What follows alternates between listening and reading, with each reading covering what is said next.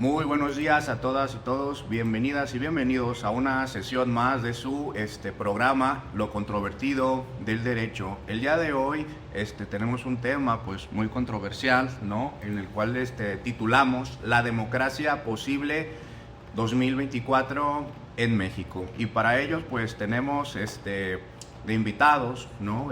Como todos los días, al doctor Guillermo García Murillo. Doctor. Muchas gracias, Carlos. Qué gusto volvernos a ver en esta mesa tan importante. La democracia posible 2024, lo cual va a ser muy interesante ahora con grandes invitados como ustedes. Excelente. Y también, como en todas las sesiones, nos acompaña el doctor José Gerardo Águila Carretero. Doctor. Buenos días a todos, muchas gracias. Qué bueno estar en este panel y vamos a ver el tema. Muchas gracias. Y el día de hoy pues tenemos un invitado de lujo, ¿no? El doctor David Mora Cortés.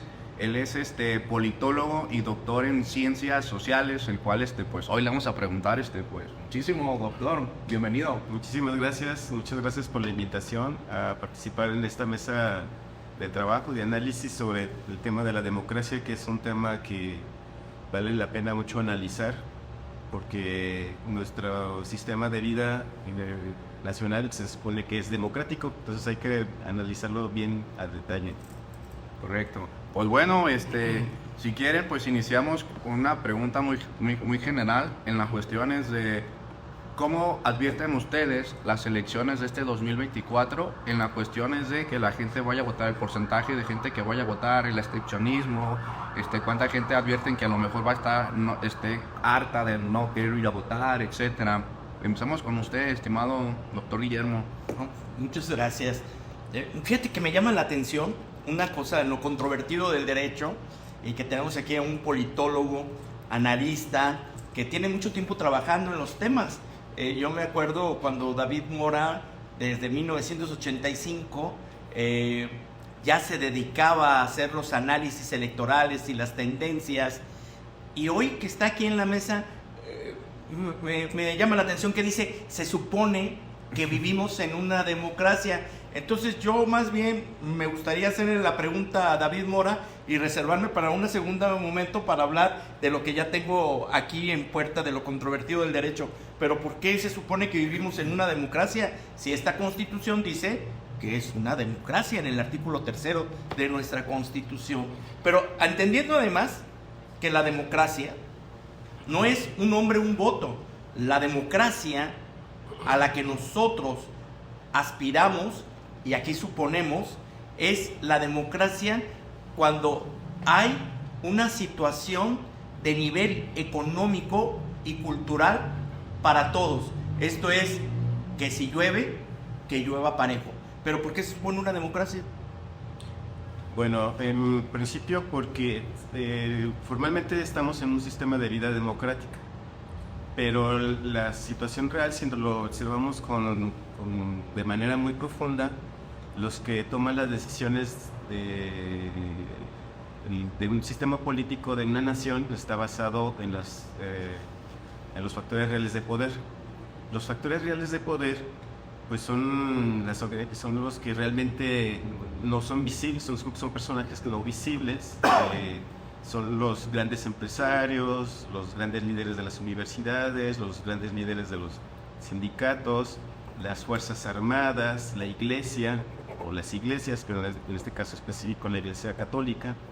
Son factores reales de poder y que a final de cuentas pues colocan o favorecen o apoyan o son los mecenas de los que son candidatos a cargos de elección popular. Esto es, un presidente de la República no llega simplemente nada más porque sea muy simpático para la gente, sino porque atrás de esa persona, tanto de los presidentes, los gobernadores, los presidentes municipales, tienen atrás de ellos un grupo de personas que los financian, que los respaldan. Y entonces ya cuando llegas al cargo, esos representantes populares finalmente lo que sucede es que pues, le van a responder o cuidar los intereses de esos factores reales de poder. Entonces, ¿qué hacen los factores reales de poder? Colocan en todos los partidos políticos un grupo de personas, un grupo de candidatos, los ponen a jugar y lógico, las personas el día de una elección acudes y emites tu voto, pero estás refrendando a quien te pusieron en la lista, ¿sí? No es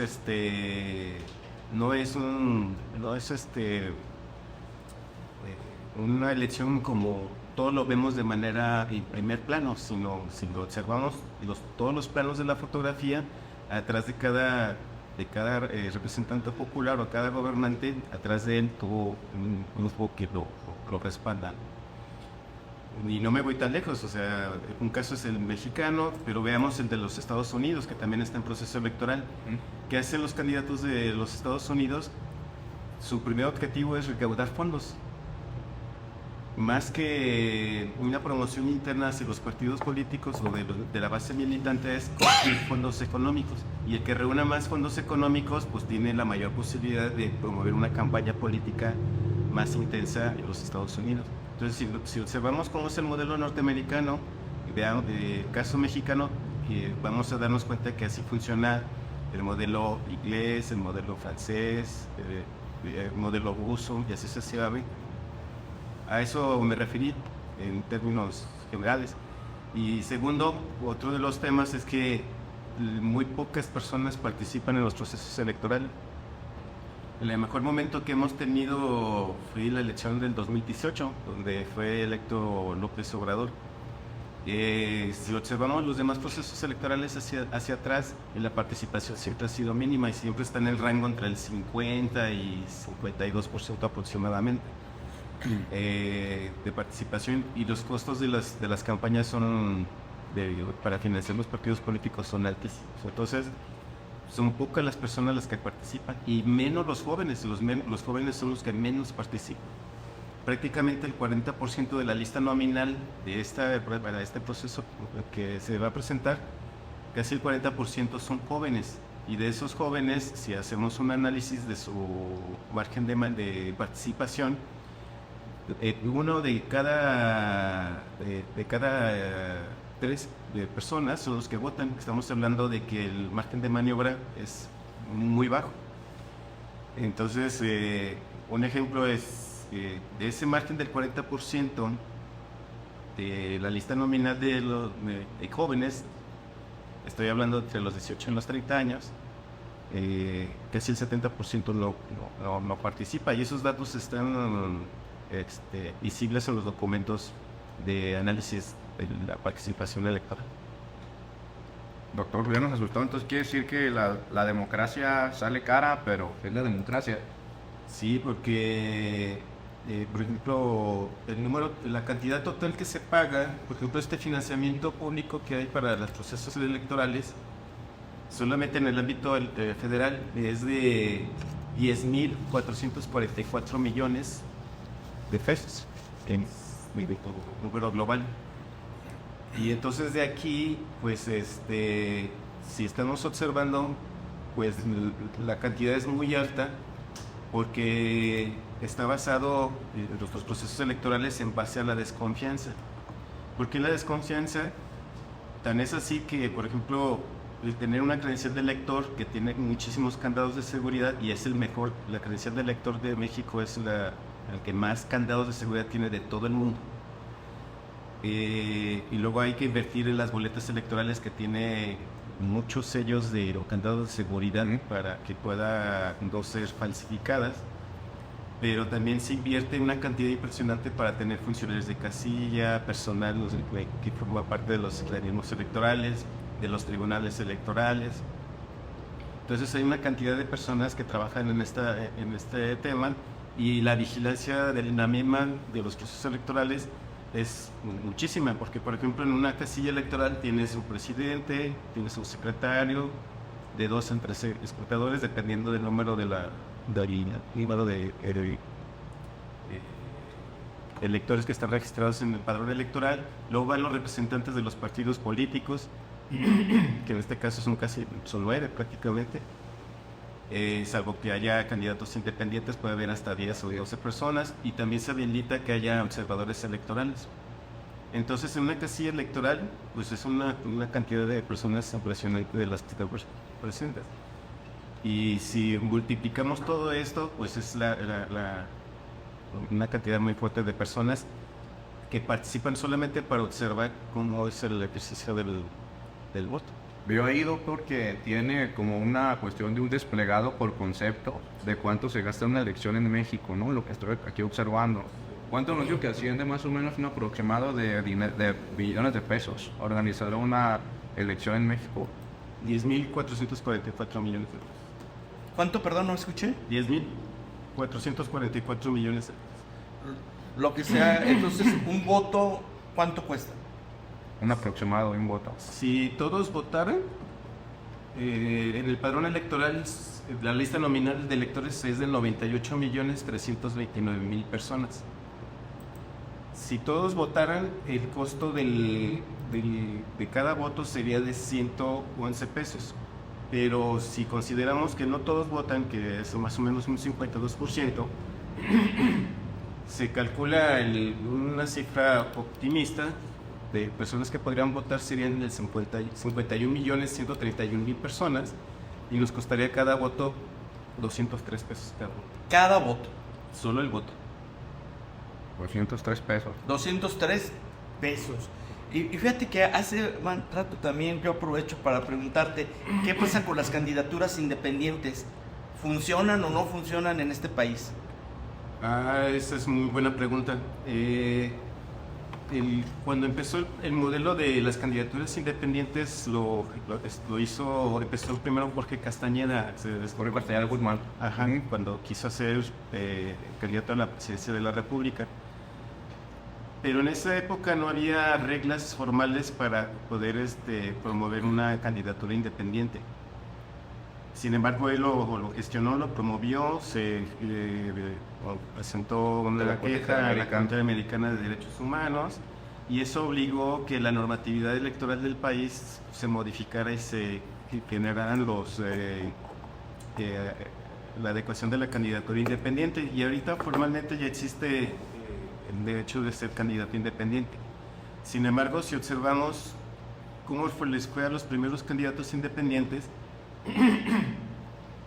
pues la verdad es que les fue muy complicado. O sea, el único candidato independiente que más o menos ha tenido un efecto positivo fue el gobernador de Nuevo León, el Bronco. Ajá, el conocido como el Bronco.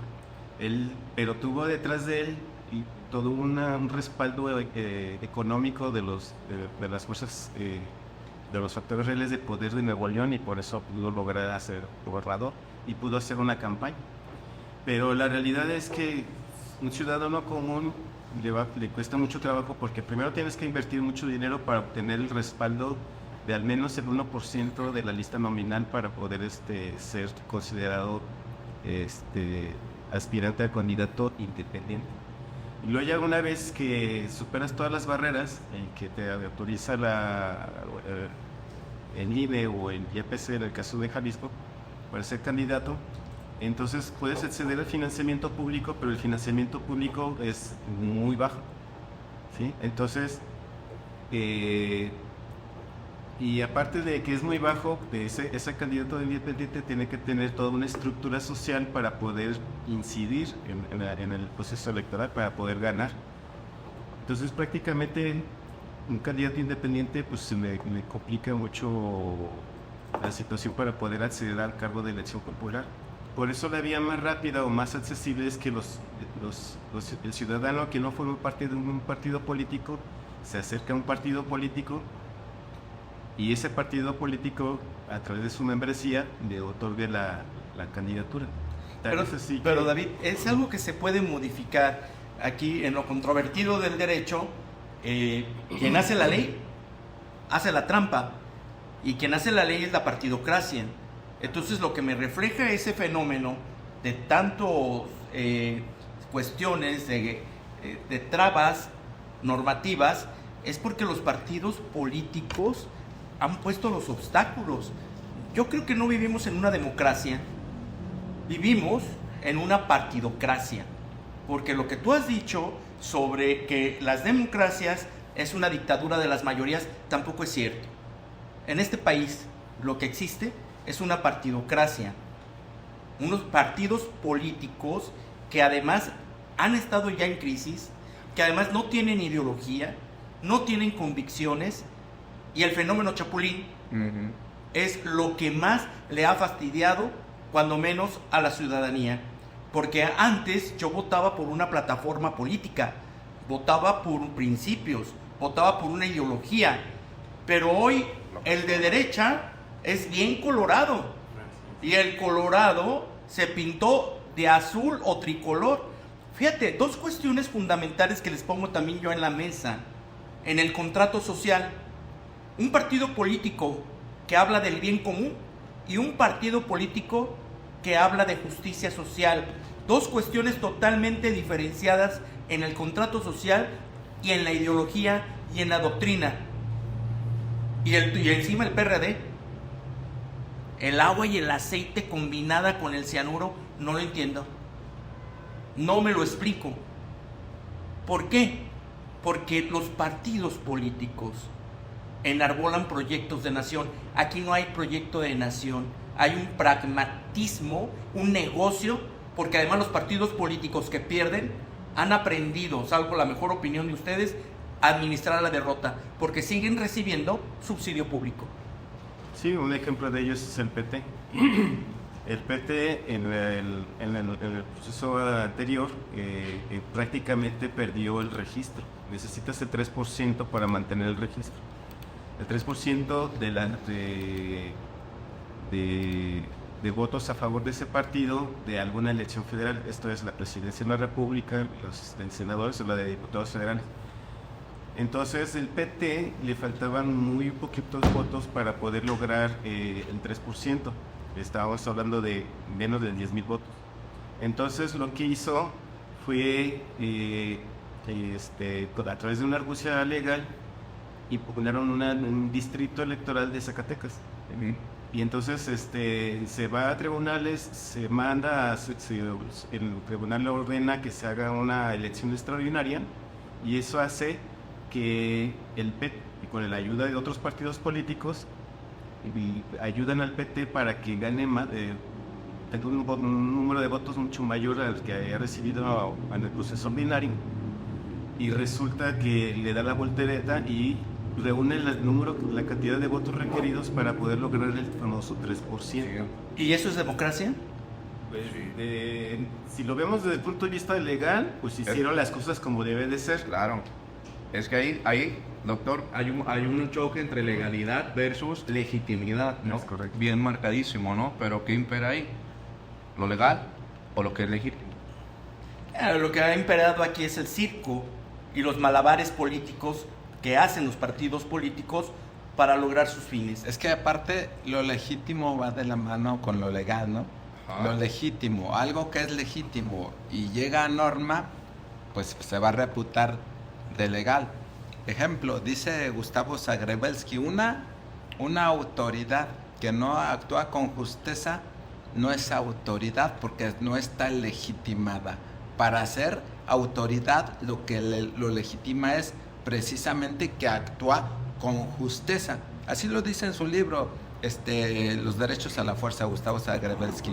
Pero aparte aquí me llama mucho la atención el hecho de que primero que los jóvenes sean tan pocos los que votan, cosa que en la actualidad yo pondría un poquito en duda en eso en esta elección, porque yo he hecho el ejercicio de preguntar a mis alumnos en la universidad, puro alumno joven en los 20s, y la mayoría tienen un buen punto por quién votar y hasta hacen argumentación, ¿no? Y lo defienden. Entonces eso no sucedía años atrás que yo preguntaba. Por otra parte, la coalición de partidos pues hace precisamente la pérdida de esas ideologías, ¿no? Se hace una mezcolanza con la coalición de partidos donde en esa coalición, para ganar los 3 puntos que señalan, pues están en un mismo equipo, inclusive quienes partían de ideologías aparentemente diferentes, ¿no? Entonces ahí se hace una mezcolanza. Aparte, los ciudadanos, bueno, nuestra Constitución en su artículo 30, que habla de la ciudadanía, pues dice quiénes somos ciudadanos, y en términos del artículo 36 de la propia Constitución nos impone la obligación de votar. O sea, aparte, de acuerdo al texto constitucional, no es si quieres o no quieres, es una obligación, no está como derecho, está como obligación. E incluso en términos de otros artículos del mismo texto constitucional, se pueden perder algunos derechos ciudadanos por no votar. Sin embargo, eso nunca se ha aplicado, posiblemente porque no hay un texto reglamentario que precisamente ponga las reglas para ese efecto. Pero desde mi punto de vista, y atendiendo al antecedente de Marbury versus Madison, pues no sería tampoco tan necesario tener la reglamentación, o atendiendo a la primera sentencia de amparo. No había ley reglamentaria para llevarse a cabo una sentencia de amparo, que fue el 13 de agosto de 1849, porque la primera ley reglamentaria de la Constitución 103 y 107, que es la ley de amparo de 1860, y el caso fue en 1849, no fue necesario. Si la Constitución lo dice, pues se puede aplicar. El que puede lo más, puede lo menos. Entonces aquí se podría hacer eso. Sin embargo, nunca se ha hecho. Hay mucho abstencionismo. En algunos países sí hay multas al que no vota, sí hay sanciones. Y aquí nosotros, bueno, queremos ejercer nuestra soberanía, queremos ejercer nuestra democracia, pues hay que votar. Oigan, así como para refrescar la memoria. Sí, por favor. El artículo 38 de nuestra Constitución establece: los derechos o prerrogativas de los ciudadanos se suspenden, y lo subrayo, se suspenden por falta de cumplimiento sin causa justificada de cualquiera de las obligaciones que impone el artículo 36. Esta suspensión durará 1 año y se impondrá, además de las otras penas que por el mismo hecho señale la ley. Me remito al 36. Son obligaciones del ciudadano de la República, entre otras, votar en las elecciones y en las consultas populares en los términos que señale la ley. Luego, entonces, no votas, estás en el supuesto del artículo 38, a fin de que se suspendan tus prerrogativas como ciudadanos. Y yo digo, y hace rato lo decía también David Mora, como el deudor alimentario. Al deudor alimentario se le suspende la licencia. ¿Cuál? El pasaporte. El pasaporte. Acceder a los cargos de elección popular. A cargos de elección popular. Y a cargos de representación, como consejerías, como el Consejo de los Organismos Claro. Autónomos. ¿Y cuántos burócratas hay que se esperan al día de las elecciones, que no votaron, y luego son contratados sin haber cumplido con esta obligación ciudadana elemental de ir a votar? Pues claro que hay, como señores legisladores, como decía Carlos Aceves hace un momento, pues hay que legislar, y hay que legislar exactamente en cuáles son las causas que reclamamos derechos, pero frente a un derecho siempre debe de existir una obligación. Si no cumples con tus obligaciones cívicas elementales, luego entonces debe de haber una suspensión por 1 año de tus derechos. Eso tiene que generarse a fin de que haya una cultura, porque no es posible que quienes toman las decisiones de los 6 años próximos sea el 50, o cuando tú dices en la tendencia muy optimista, el 52% del padrón electoral. Es decir, el 48% no vota. Quiere decir que el 48% es el que gana. Si el candidato fuera, metafóricamente, la abstención, ganaría con el 48% y los demás se dividirían el 52%. Para mí es muy preocupante que en esta elección del 2024 no salga los jóvenes sobre todo a votar, a ejercer este derecho ciudadano, porque luego lo que sucede es que ponemos la decisión en manos de la dictadura. Lo refiero muy enfáticamente a una novela que ustedes ya leyeron y que seguramente les ha encantado, George Orwell, La rebelión de la granja, y que les recomiendo a quienes nos están escuchando. ¿Quieren saber qué va a pasar si no salen a votar? Lean La rebelión de la granja de George Orwell, que además fue escrita en los años 40, y cuando la leen ustedes van a ver que la rebelión de la granja está sucediendo exactamente en este escenario político del 2024. Y más aún, y con esto quiero terminar, sin abusar de su tiempo, ¿por qué el 2024? Porque para 1824 estamos conmemorando 200 años de vida independiente, de ser un Estado soberano, un Estado que está ejerciendo su democracia, y no festejarlo votando es no tener memoria histórica y no honrar a nuestros héroes. Así es, 1824, primera constitución de México independiente, donde se sientan las bases de la vigencia y de la observancia constitucional en su artículo 37, fracción C, y que luego se retoma en el Acta de Reformas de 1849 para inclusive la observancia constitucional en materia de amparo. Muy interesante. Pero aparte hay que tener en consideración que ¿por qué dejar que otros tomen las decisiones que de mis derechos futuros y de mis descendientes? Como decía Jacques Cousteau, nosotros los que existimos actualmente somos los que plantamos los derechos de las generaciones futuras. Y me gustaría hacer un comentario sobre el tema de la preocupación del tema de que los jóvenes no están participando. Pues ya tenemos un antecedente de que la mayoría de estos jóvenes no van a participar por una razón. Por ejemplo, el INE y posteriormente los organismos públicos locales electorales, o sea, como el IEPC en el caso de Jalisco, lanzó sus respectivas convocatorias para reclutar supervisores y capacitadores electorales.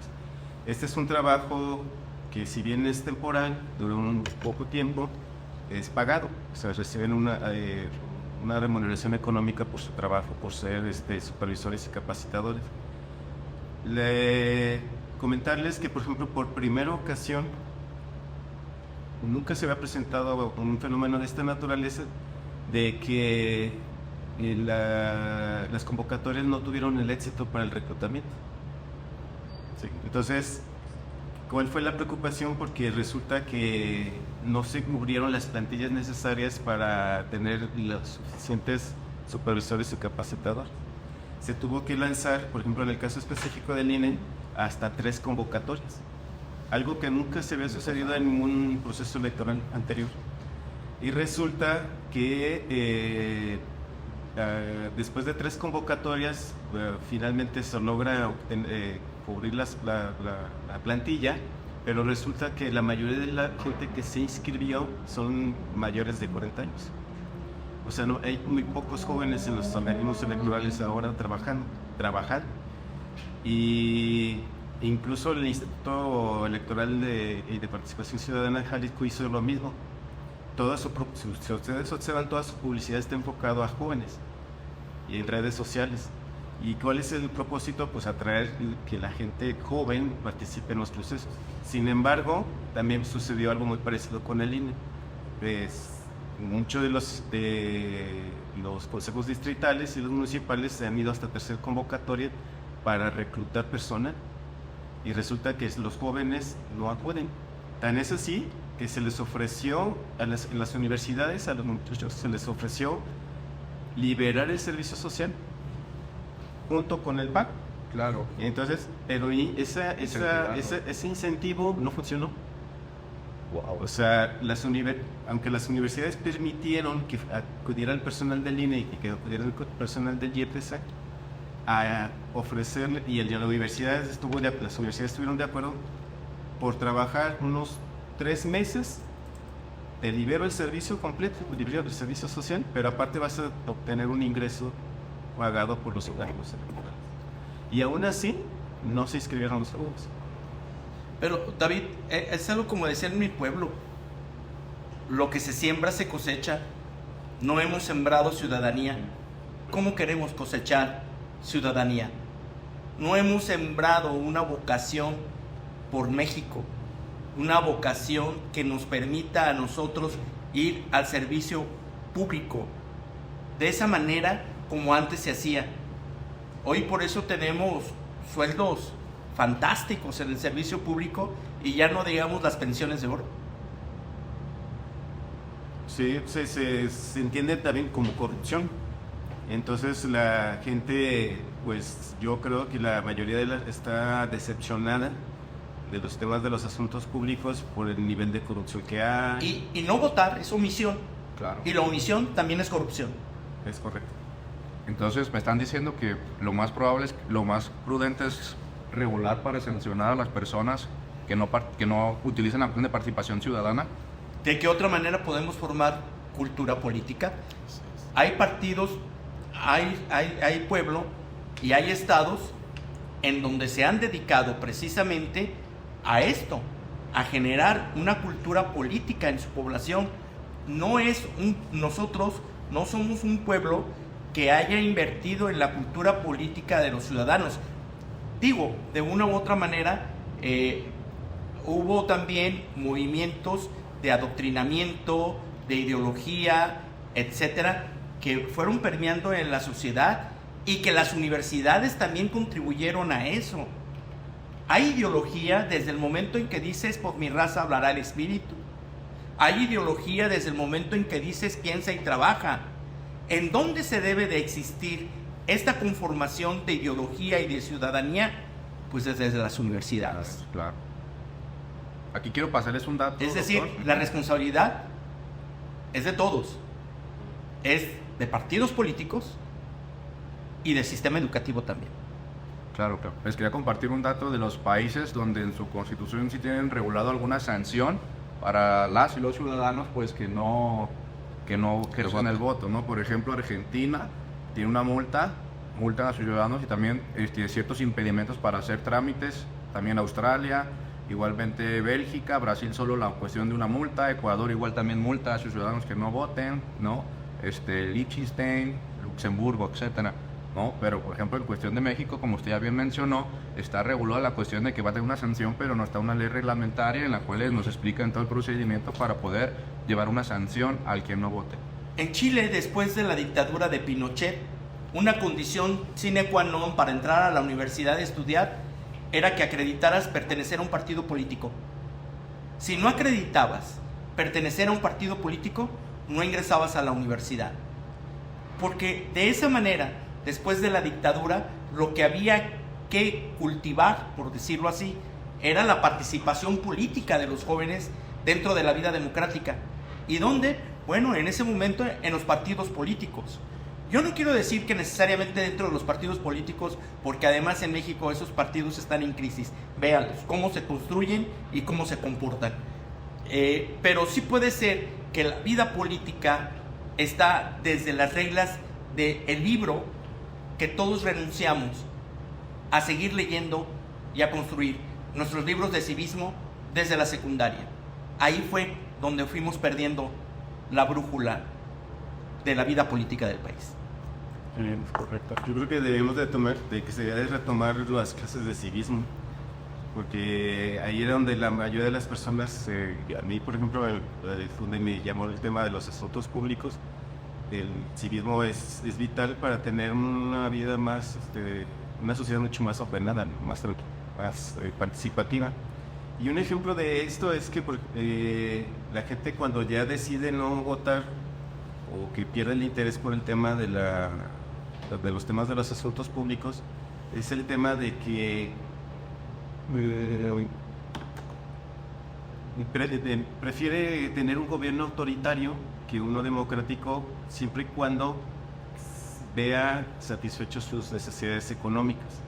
Un ejemplo de ello es todos los estudios que hace el Latinobarómetro, lo que ha hecho los estudios del Instituto Nacional de Administración Pública sobre temas de preferencia de la democracia. Y un dato muy reciente es que de 2020 a 2023, el 43% en 2020, el 43% de la población mexicana se sentía satisfecho con el modelo democrático. Y a 2023, o sea, el año pasado, bajó 8 puntos porcentuales, esto es del 43 al 35%. Eso significa que nada más el 35% de la población está satisfecho con un modelo democrático y el 33% prefiere que haya un régimen autoritario. Entonces ahí también tiene que ver, ahí es donde podemos determinar por qué la gente no desea votar. Pero está creciendo el tema del autoritarismo de manera exponencial, porque yo recuerdo hace unos años cuando que empecé a ver el fenómeno de la abstención, pues estaba en un 22%, y le estoy hablando de hace unos 22 años más o menos, y ahorita pues ya estamos a un 33%. Entonces está creciendo mucho el tema de ¿Por qué vas a votar por un autoritario? Porque otros gobiernos no me daban y este sí me da. Me da dinero, me da esto. Sí. Los otros no me daban nada. Y con los autoritarios, cuando menos me llega un chequecito al mes. Pero lo que están haciendo es, como en la rebelión de la granja, Claro. están engordándote. Sí. Doctor, entonces, no sé qué opinas de este dicho que dice que el pueblo tiene el gobierno que merece. Algo hay de razón en el respecto, porque si tú no estás convencido de un modelo político y lo dejas que otros decidan por ti. otros decidan por ti, pues lo estás permitiendo de manera voluntaria. Ok. El problema es que si los tiranos fueran buenos, pues qué padre que fuera una tiranía, ¿verdad? Como en ese tipo de polis o de ciudad donde todo se hace bien.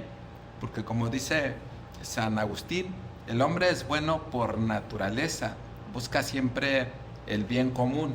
Si así fuera, pues qué bueno que hubiera la tiranía de la bondad, pero pues no es así. Quien no ha tenido a la mano todo el poder y llega a tener todo el poder, pues siempre va a buscar primero por él y por sus más allegados y luego por el pueblo.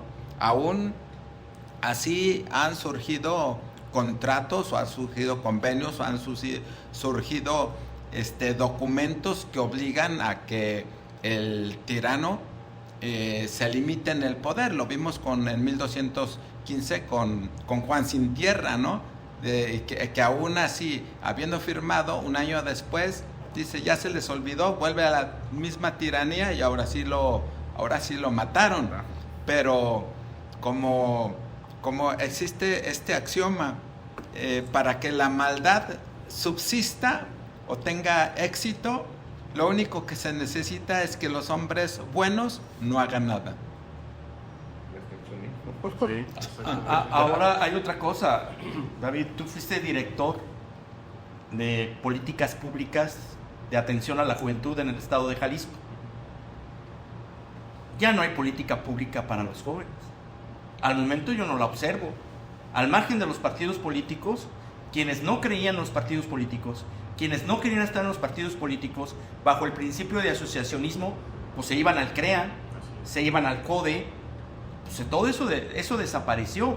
Los jóvenes ya no tienen esas oportunidades de desarrollo, de extensión formativa y además esta consideración de asociacionismo que les permitía comprender y criticar la realidad desde una política pública donde ellos pudieran expresarse. Yo recuerdo aquello que decíamos, existen rebeldes sin causa, y nosotros contestábamos, causas hay muchas, lo que hacen falta son rebeldes. Y yo hoy lo que veo es que no hay una juventud rebelde. Causas siguen existiendo muchas, Pero nuestros rebeldes se quedaron en el Face, se quedaron en el WhatsApp, se quedaron en el TikTok, en el Instagram, en el video control, en el homo videns de lo que llama Giovanni Sartori. Se quedaron en una cuestión de la posverdad, creyendo la posverdad y no la realidad que vivimos en el entorno sociojurídico. Y eso es lo controvertido del derecho. El derecho no va a perseguir únicamente que te den facultades, sino que también te debe de imponer obligaciones. Eso puede ser lo controvertido. Y en esas obligaciones las sanciones si no cumples con tus obligaciones. Y es que yo creo que también la mayoría de la gente ha perdido la memoria histórica. Claro. Por el tema de que, pues, ahora les hace muy familiar el tema de que puedes votar o no votar. Pero antes era muy difícil tener el derecho de poder votar. Antes tenías que tener cierto rango en la vida social. Por ejemplo, tenías que poseer una granja, tener un modo honesto de vivir, comprobar que tenías ingresos, que eras comerciante. O sea, si estabas en un estrato social bueno, tenías el derecho de votar y no todos los demás podían votar. La otra era si podías saber leer y escribir. Luego enseguida los que no sabían leer ni escribir y los que eran las mujeres no tenían el derecho de votar. Las mujeres, el derecho las al voto, mujeres. claro. Entonces, conforme fueron pasando los años, y estoy hablando del siglo XVIII, luego del siglo XIX, no es sino casi la mitad del siglo XX, que sería en el 53, es cuando las mujeres tienen la oportunidad de ejercer su voto. Entonces, pues yo creo que la mayoría de las personas han perdido esa memoria histórica de que el obtener el derecho a votar costó muchísimo trabajo a nuestras generaciones antepasadas. La lucha de Oye, y todavía se establece que se suspenden los derechos de ciudadano, esto que también habría que replantearlo desde la Constitución, por vagancia o ebriedad consuetudinaria declarada en los términos que prevengan las leyes. Oye, cada vez veo muchos vagos. Ok. Sí. No van a poder votar. Digo, yo creo que hay cosas que están en desuetudo. ¿Qué quiere decir? En desuso. Que hay que replantearnos el proyecto democrático de nación que queremos. En el 2024 nos llama y nos convoca a un replanteamiento de nuestra vida democrática y del proyecto de nación. Lo controvertido está en decir que todo está bien. No, no está bien. Debemos de replantearnos qué queremos como nación. No por nosotros, que ya le fallamos a nuestros hijos, sino por las generaciones que vienen, qué México quieren. Y es un México que debe de estar ligado precisamente a factores de mayores oportunidades de bienestar o de justicia social. Además debemos de estar conscientes de que los derechos no son irrestrictos, los derechos no son irrestrictos.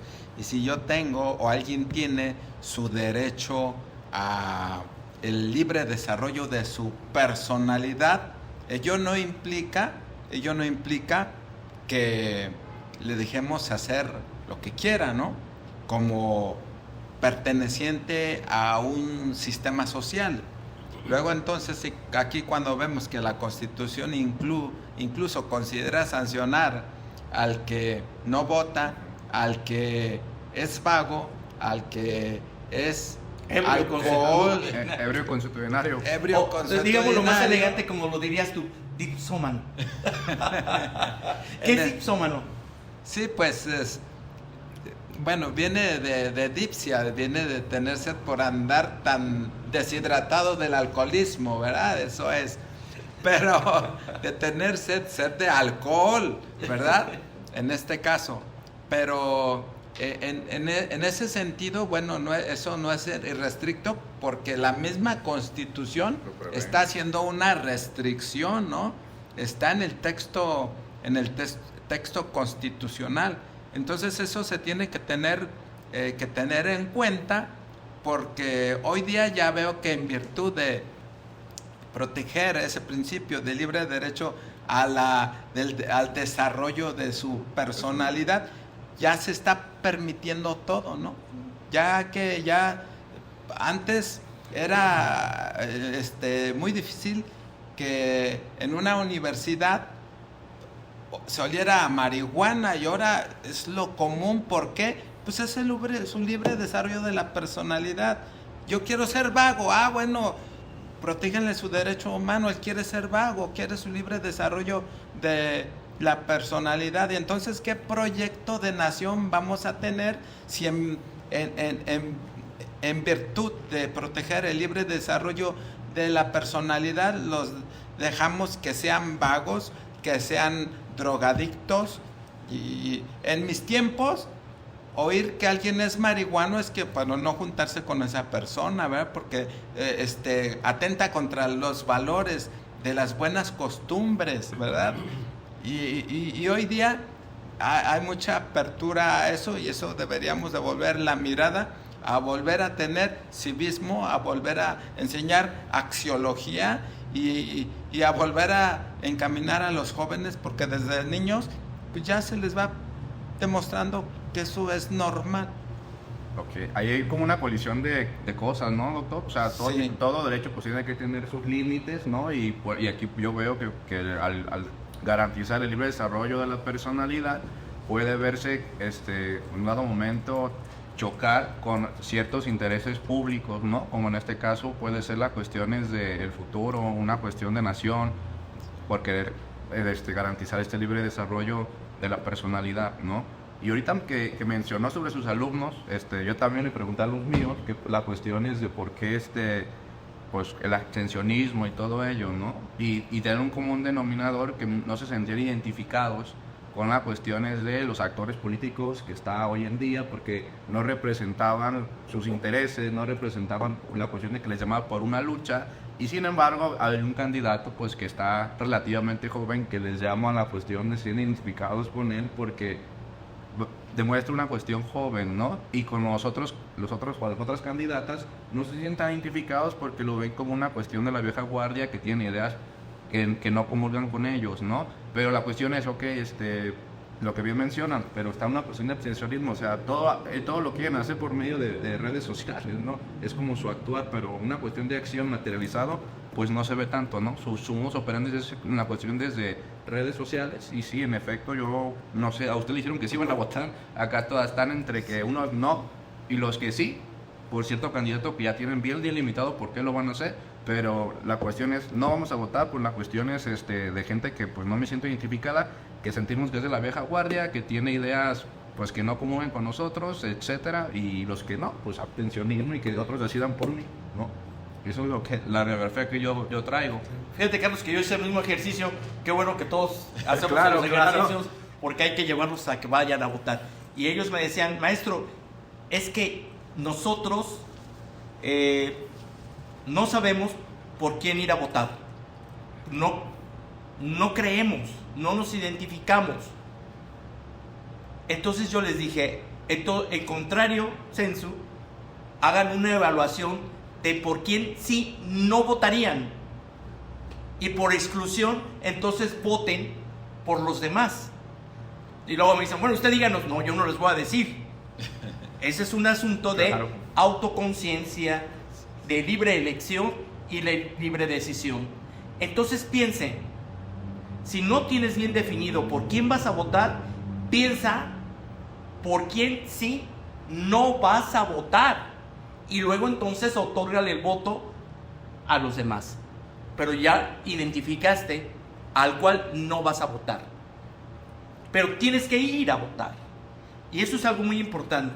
Y yo quisiera poner también en la mesa, antes de que se concluya la mesa de debate y de análisis, David, ¿qué pasa con el voto en el extranjero?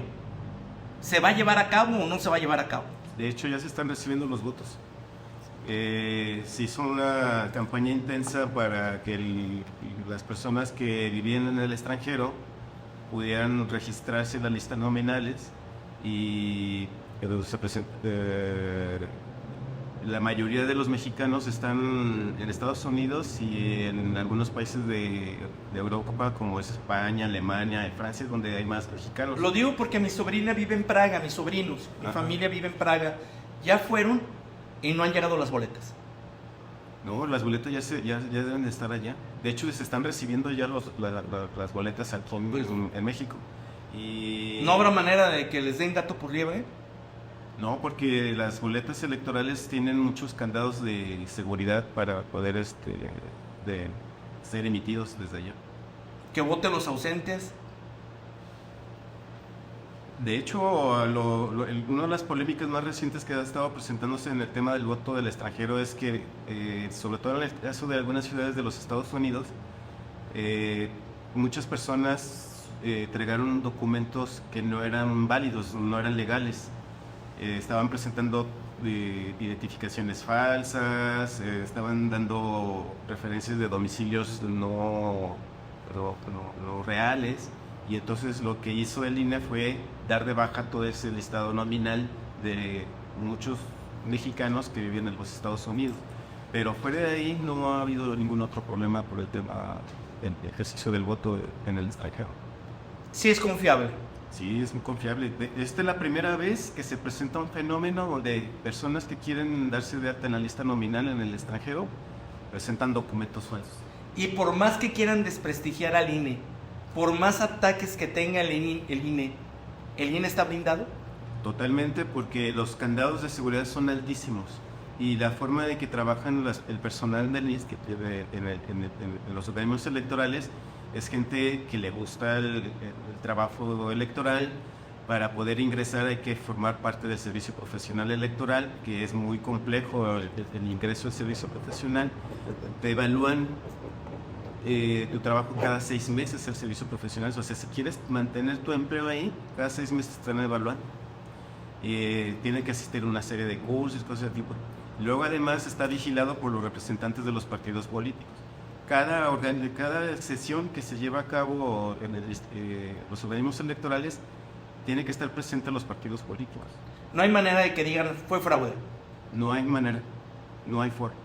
La forma en que está diseñada el proceso electoral, el sistema electoral es el mejor del mundo. Tan es así que el INE es consultado por los otros organismos electorales nacionales. De hecho, sobre todo cuando los países salen que han tenido conflictos bélicos recientemente, como en Irán, Irak, Afganistán, Timor Oriental, el INE es el asesor para reconstruir el sistema político de esas naciones, a través de la ONU. Claro, lo digo porque yo sí creo en el INE. Sí, yo soy bien. Esa es una parte esencial, doctor. Me siento confiado. Que hay ciertos órganos que la cuestión es muy difícil que un órgano, la ciudadanía tenga confianza, la cuestión de legitimación, y yo creo que también el INE se ha ganado esa confianza y esa legitimación entre las y los ciudadanos, ¿no? Y eso es muy difícil de lograr. Sí, nos ha costado mucho trabajo crear un sistema electoral como para que ahora alguien quiera destrozar. Desprestigiar. Desprestigiar, ajá. Y otra parte esencial, bueno, para finalizar también, no sé cómo lo vean ustedes en la cuestión de la cultura del voto, ¿no? Porque no sé si siga dando la cuestión de la cultura de votar en cascada. Si votas por el partido Rosita, todo es Rosita. Y de que no existe una cuestión de cultura de las y los ciudadanos de saber realmente las facultades y competencias por quien están votando, no que es un senador, que es un diputado federal, cuál es la facultad del presidente de la República. El voto diferenciado es correcto para hacer un equilibrio de poderes, ¿no? Pero no, la cuestión es, si voto por el Rosita arriba, Rosita todo, ¿no? Sin haber una cuestión entonces también siento que hace falta esa cultura en la cuestión de las y los ciudadanos en México. Sí, es que de Rosita tú nunca te has podido olvidar. Ok. Sí, el tema del voto diferenciado es importante porque así no le das el poder a todo un solo partido político. Lo ideal es mantener contrapesos. Claro, es desde Montesquieu. Es la idea de la división de poderes. Desde Montesquieu. La idea de John Locke y Montesquieu en la misma época, en la misma época. Así es. Pues bueno, ¿les parece si pasamos a las conclusiones, doctor? Sí, pero antes me gustaría, Carlos, que los invitaras a quienes nos están visualizando y escuchando a los próximos cursos que vamos Claro a que tener. sí, doctor. Queremos invitarlos al próximo curso de oratoria de 6 sesiones que se llevan a cabo el 20, 22, 27, 29 de mayo y 3 y 5 de junio de este año 2024 en un horario. Oye, Ajá. otra vez, más despacio, porque no alcancé a anotar. Ok, bien. Los invitamos al próximo curso de Oratoria.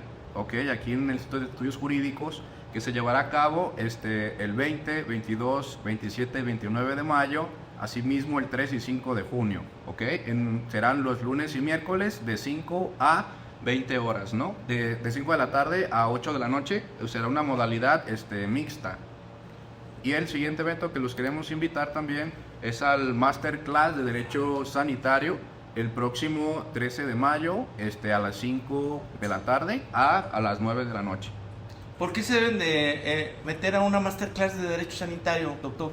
Porque hoy día el derecho sanitario plantea muchos retos para los abogados, y si el abogado no está preparado para defender a una institución de salud, a los médicos o al personal de salud, o en todo caso a un derechohabiente o a un paciente, pues luego entonces se está perdiendo esa oportunidad de un gran horizonte de trabajo para el abogado. Y de esta manera se pueden adquirir herramientas, Así habilidades, competencias para defender el acto médico. Así es.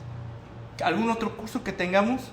Son todos hasta el momento, doctor. Y que no olviden que la licenciatura en Derecho, que es sabatina, y entre semana de lunes, martes y miércoles, las inscripciones están abiertas, así como a nuestros programas de maestría y doctorado. Llámenos y también pregunten por las becas académicas que tenemos en las áreas de posgrado. Y bien, pues, conclusiones. Gracias, después de estos anuncios tan interesantes, ¿cuáles serían las conclusiones? Doctor, Bueno, yo creo que todos tenemos que fortalecer la cultura política en México. Hay que empezar a retomar desde los